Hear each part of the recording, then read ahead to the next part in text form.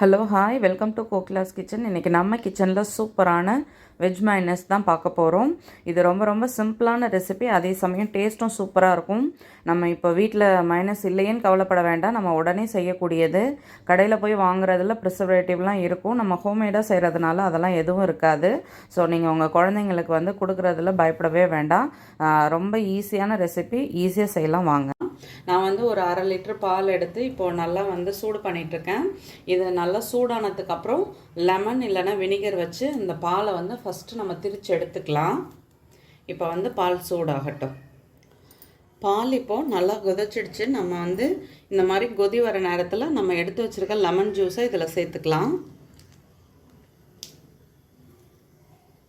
இப்போ கொஞ்ச நேரத்தில் அது எல்லாமே தெரிஞ்சிடும்.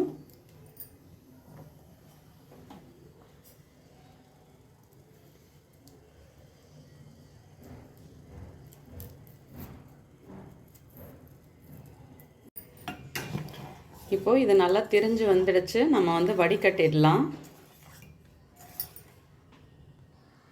இப்போது நம்ம வடிகட்டிக்கலாம்.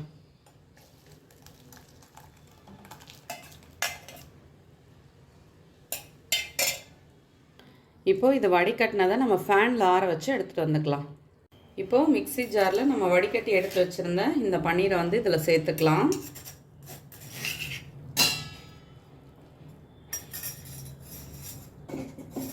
இது கூட ஒரு 2 பல் பூண்டு சேர்த்துக்கலாம். கொஞ்சமாக மிளகுத்தூள், அடுத்து கொஞ்சம் உப்பு, 1 ஸ்பூன் அளவு சுகர் சேர்த்துக்கலாம். இதை ஃபஸ்ட்டு நல்லா மிக்சியில் அடிச்சிடலாம். அதுக்கப்புறம் கொஞ்சமாக பால் தான் சேர்க்க போகிறேன். ஃபஸ்ட்டு இதை மாதிரி அடித்தாச்சு. இது கூட கொஞ்சமாக பால் சேர்த்து நல்லா நைஸாக அரைச்சிக்கலாம். இப்போ கொஞ்சமாக நான் பால் சேர்த்துக்கிறேன். அவ்வளோதான், சூப்பராக நம்மளோட மைனஸ் ரெடி ஆகிடுச்சு. இதை ரெடி பண்ணிவிட்டு நீங்கள் ஃப்ரிட்ஜில் ஒரு 1 hour 2 hour வச்சுருந்தீங்கன்னா சூப்பராக அந்த கன்சிஸ்டன்சி வந்துடும் உங்களுக்கு. இப்போ நம்ம பவுலில் மாற்றிக்கலாம்.